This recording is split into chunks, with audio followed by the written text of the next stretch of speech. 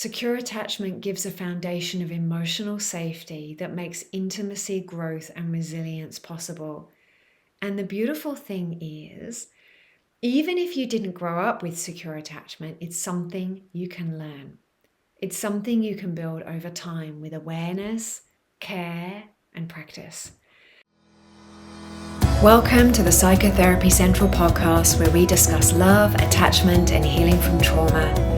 A place where you can gain the knowledge, tools, and wisdom to help you build secure, flourishing relationships.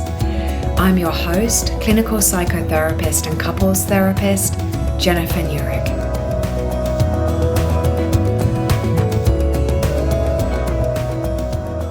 Hello and welcome to the Psychotherapy Central podcast, and today's topic, secure attachment, what it looks, feels, and sounds like, and more importantly, maybe why it matters. After exploring anxious, avoidant, and protest behaviors, today we're talking about what we're building toward secure attachment. Now, when you've never experienced it, it can be difficult to know what we're actually aiming for and the felt experience of it. So for this reason, we're going to spend some time digging into the felt experience of secure attachment. But before we do that, I was having a look at the podcast stats last night, and I saw that 86% of you who frequently listen to this channel don't subscribe.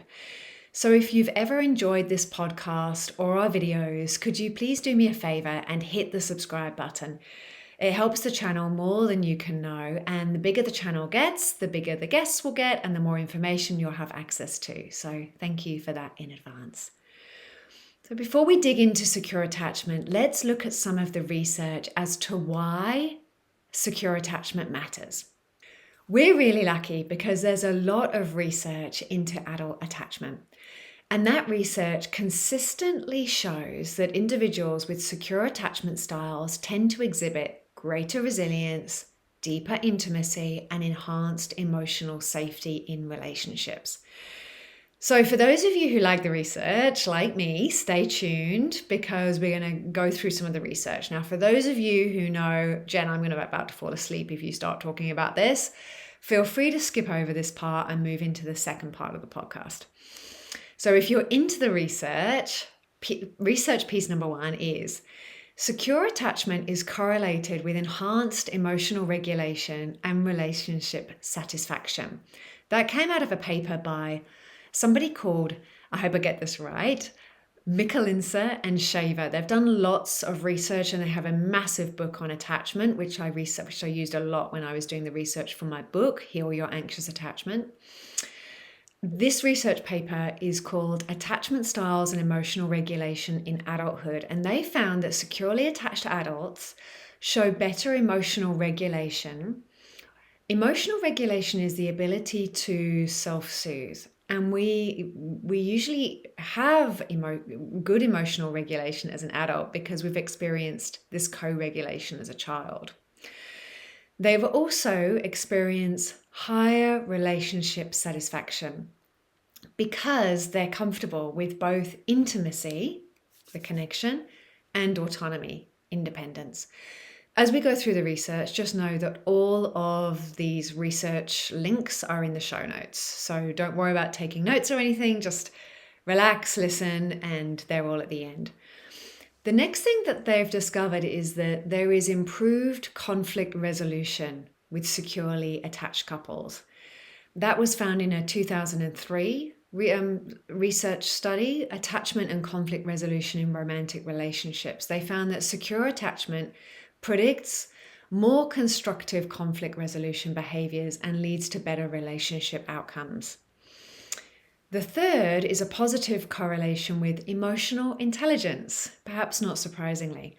This study was called Attachment and Emotional Intelligence Abilities Across the Life Course, and it was found that secure attachment, like I said, positively correlates with higher emotional intelligence, meaning that securely attached individuals are better at understanding and managing their own emotions and those of others. Again, when we've experienced co-regulation and attunement as children, it makes sense that we have that imprint of what we're looking for. When we've had it done to us, there's a felt sense of how we would even communicate that attunement, how we would notice it in somebody else. The fourth piece of research shows greater life satisfaction. So there was a relationship between attachment and subjective well-being. They found that adults with secure attachment reported greater life satisfaction, with hope and optimism playing an important role in the relationship. So more of kind of this positive outlook, which again, I think is easier to have when you're used to having people who are attuned to you, you're used to having people around you who care about you and are attentive to you.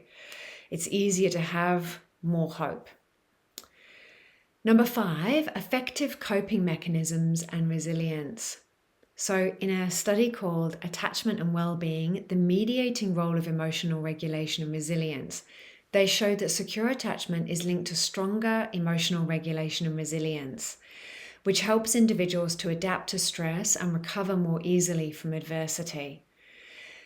So as we have these childhood experiences of attunement, of someone being there when we need it, it becomes imprinted in us, the felt sense that someone is there to help us, and we know what that feels like, and we're more able to do it for ourselves, which is why part of what I teach is the internal secure attachment and also the external secure attachment. Because as children, as we experience that external secure attachment, it becomes imprinted internally. So as adults, we're able to do a little bit of both at the same time. We're able to build up that internal secure attachment and the external. Now, this next part might be a bit surprising. So if you're not really a research person, you're just listening because you can't really skip over because you're driving, sorry about that, is that secure attachment is being linked through the research to some physical health outcomes. And I think that's quite amazing, that connection between relational security and safety, this felt embodied sense, our nervous system spending more time within the window of tolerance, leads to physical health outcomes. So in a research by McWilliams and Bailey in 2010, they analyzed some data from the National Comorbidity Survey replication. I had to actually just check that survey replication, but it is accurate because I've looked at the research paper myself. And they found that individuals with secure attachment styles reported fewer physical health issues compared to those with insecure attachment styles. Specifically, insecure attachment was linked to higher instances of heart disease and chronic pain conditions. And this suggests that secure attachment may serve as a protective factor against certain physical health problems. So just think about that. That attachment is related to heart disease and chronic pain. Secure attachment has also been shown to regulate stress. So in a study in 2001, they were exploring the relationship between attachment styles and physiological responses to stress. And they found that people with secure attachment had more adaptive stress responses, including, and wait for this, lower cortisol levels and better immune function, indicating that secure attachment contributes to more effective stress regulation, which is beneficial for overall physical health. So just let that sink in for a moment. It actually, adult secure attachment helps us regulate stress. And so even if those individuals are not actually with us when we're experiencing the stress, we still have this psychological sense of them. So I know sometimes when I can feel quite stressed, just knowing that I can call my husband and that he'll do his best to help me can help me feel supported in a situation. Even if he's not present, even if I don't call him, it can help for different parts of my system to feel safe. I can feel safer inside because of that secure attachment that I have with my husband.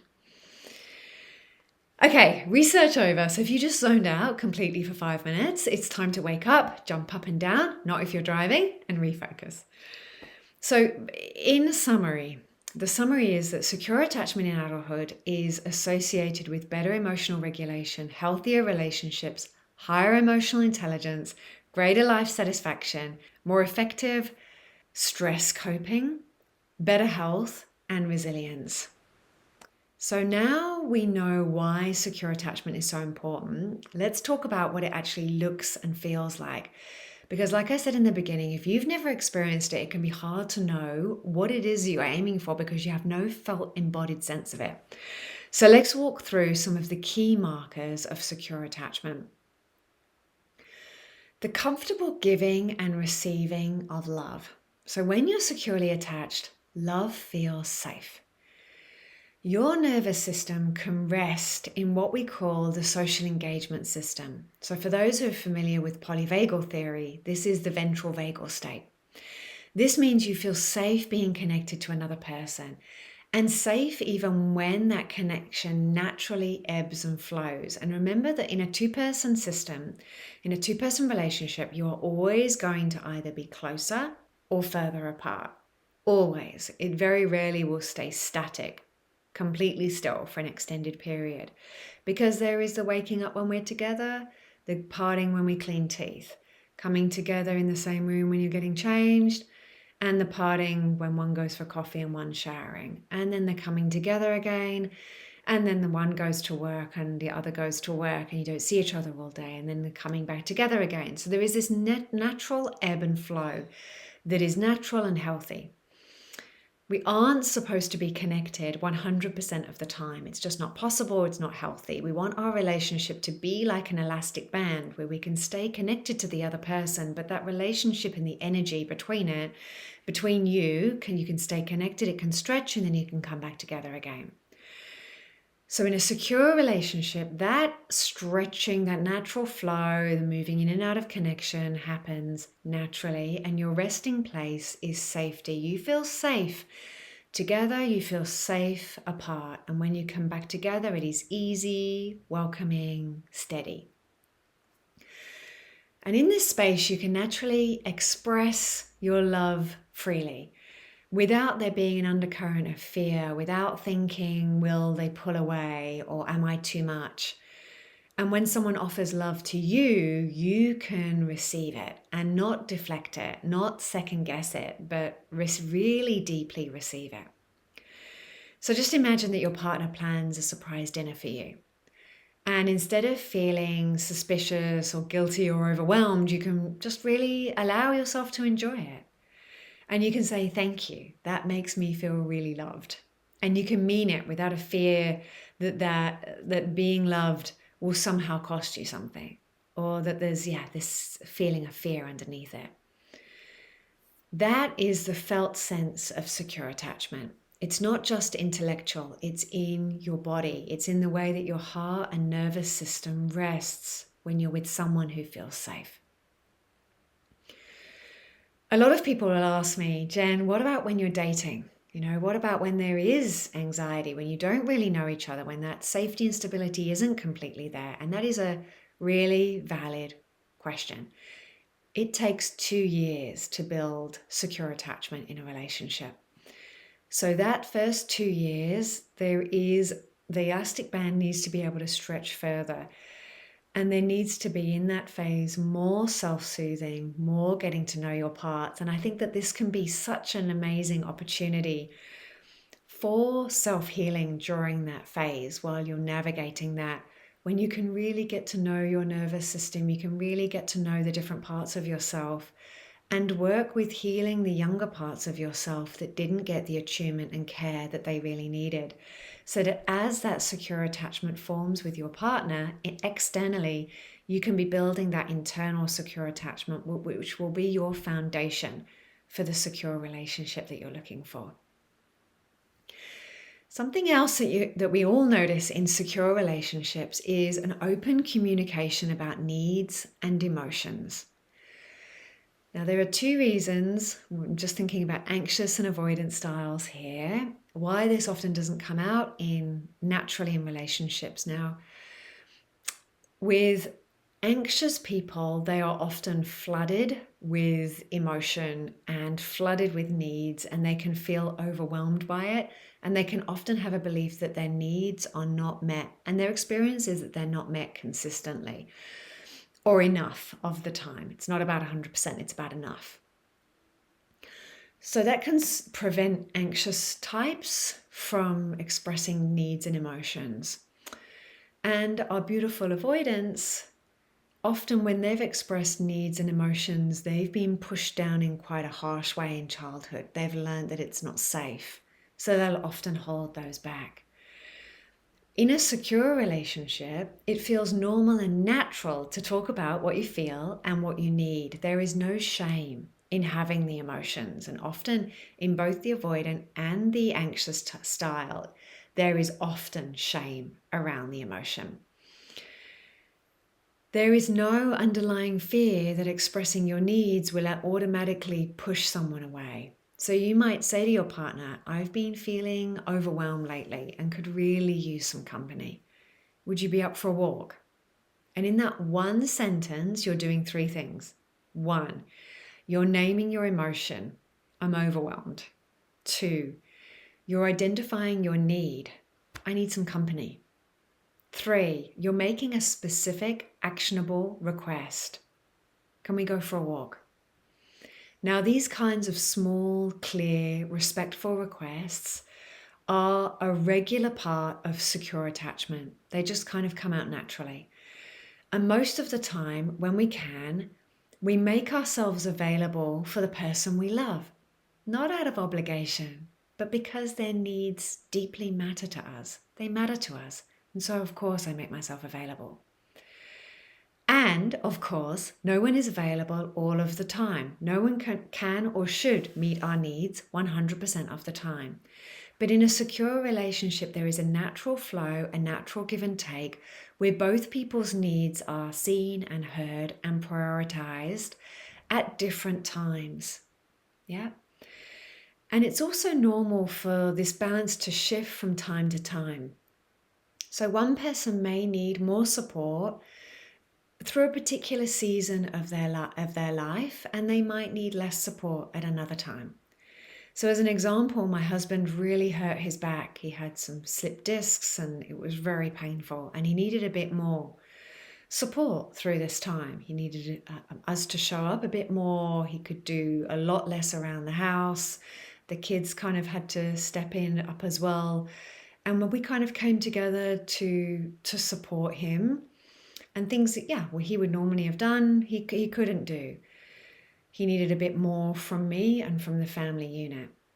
When I was writing my book last year, a couple of years ago, I'm just trying to think about the timeline, maybe a year and a half ago, I needed a bit more space. It was, for me, that creative process was intense, and it was like having another baby, and I needed to give it time and focus and attention on top of being a mom and a wife and a friend and seeing my beautiful clients. So on top of everything else I was doing, and I did let some of that come away, and I worked out ways to support myself with food and a few other bits.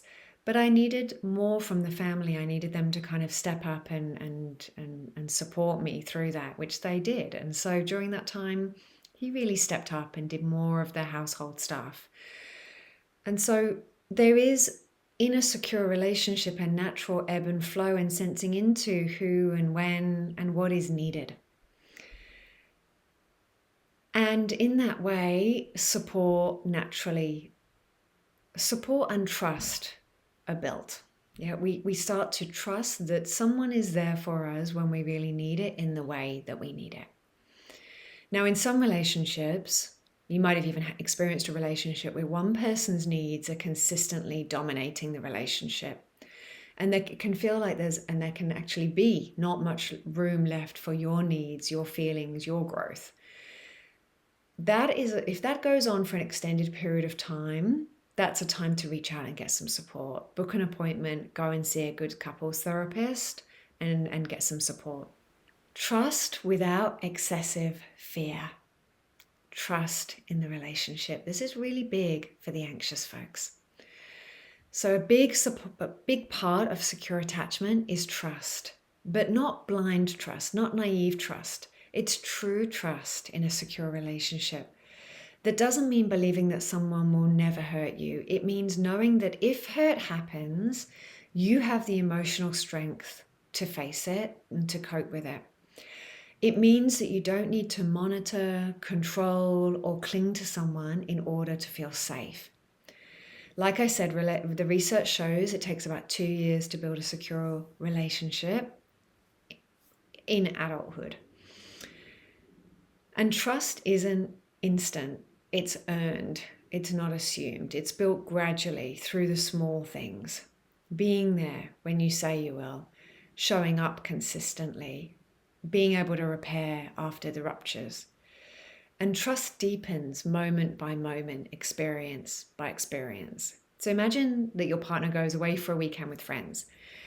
Now, insecure attachment might pull you into a spiral of anxiety, worrying about what they're doing, maybe checking your phone, overthinking your response.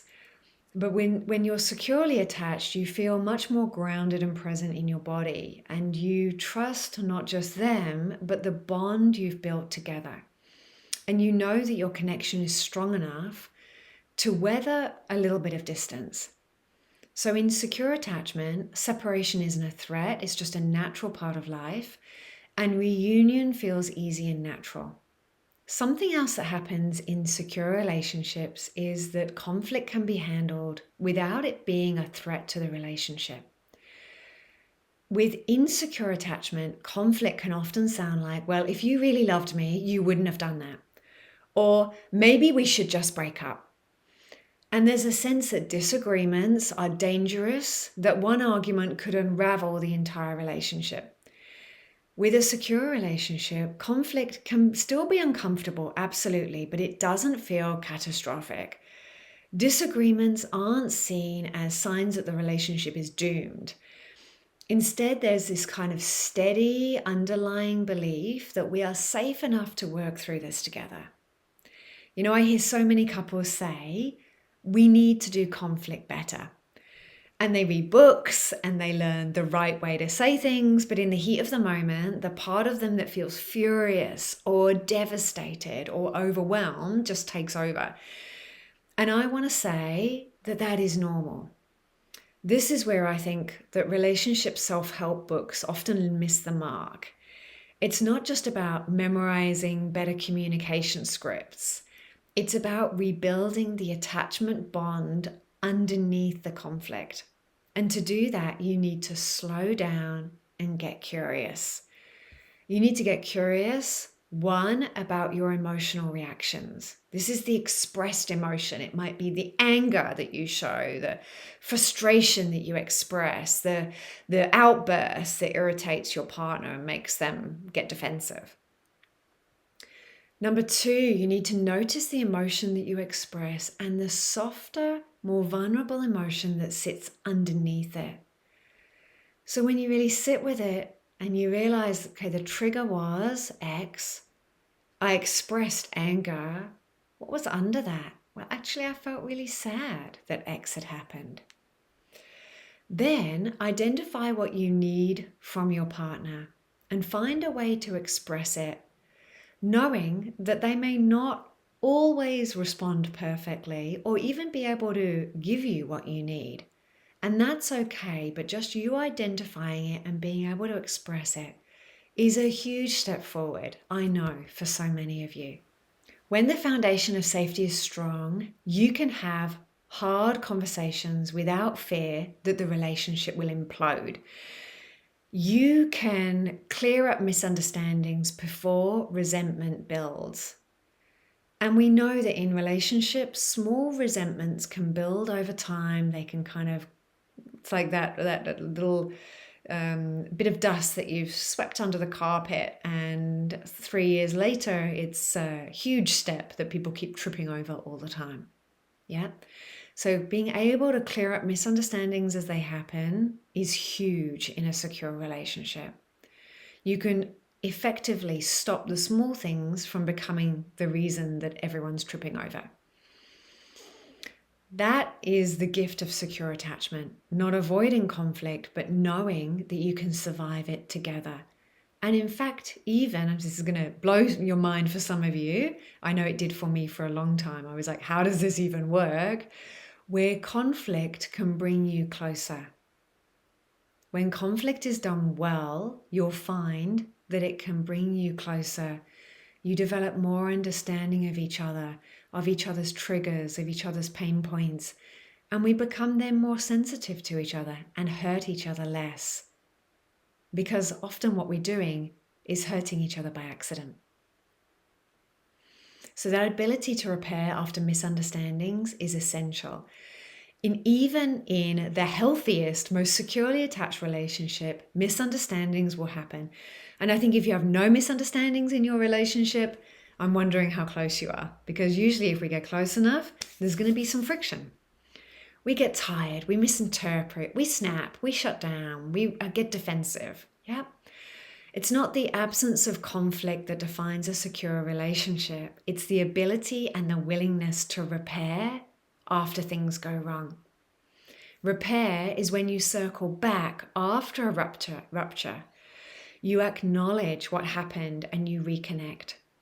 It's when you own your part without collapsing into shame, without making excuses and being defensive, without demanding perfection from yourself or from your partner.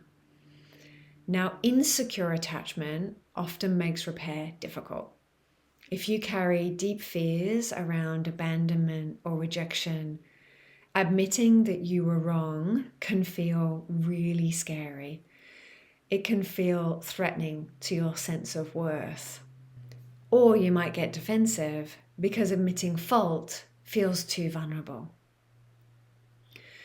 But in secure attachment, you trust that the relationship is strong enough to hold both imperfection, the conflict, and repair. So let's say that you snap at your partner after a long, stressful day. And later, once you've had a moment to regulate yourself, you come back and you say, I'm sorry, I was short with you earlier. I was stressed and you didn't deserve that. You name what happened without beating yourself up and you're expressing care for the other person.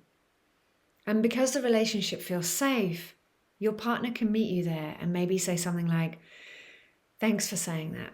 I know it's been a big day. Let's just start afresh. Now, in secure attachment, repair becomes a normal part of the relationship rhythm. You don't expect perfection. You expect care and honesty and effort, and we expect to get it wrong. We expect to make mistakes. That's the expectation. But the expectation is also that there's enough trust, security, and safety that we can make effective repair and we can be vulnerable in that space. If you want to learn more about vulnerability, if I say the word vulnerability and you feel yourself start to quiver, Brené Brown is your go-to place. She's got some great TED Talks. Pop on there, get some of her books. And remember what I said about every successful repair makes the bond even stronger. So practicing repair, being vulnerable, and being curious about how it will play out relationally. So, as you can hear, secure attachment isn't about being perfect. It's about the felt sense of safety. The belief that even when things go wrong, the relationship is strong enough to hold you both. It's about moving through conflict without fear that love will be withdrawn, vanish, that you'll be abandoned. It's about trusting that you can express your needs, that you can take in love and offer love in return, knowing that you matter. Secure attachment gives a foundation of emotional safety that makes intimacy, growth, and resilience possible. And the beautiful thing is, even if you didn't grow up with secure attachment, it's something you can learn. It's something you can build over time with awareness, care, and practice. If you're looking for support to build more secure attachment in your relationships, I'd love to help. I work with couples mostly using emotionally focused couples therapy, which is amazing at helping couples to form a secure attachment, and it's very helpful, especially if you've never experienced it, because there's a lot of vulnerability that happens in that process, and it's very helpful to have a couple therapist facilitating that process for the two of you. And I combine that with internal family systems, which is the parts work, where you might notice that, okay, my defensive part really triggers my partner's angry part.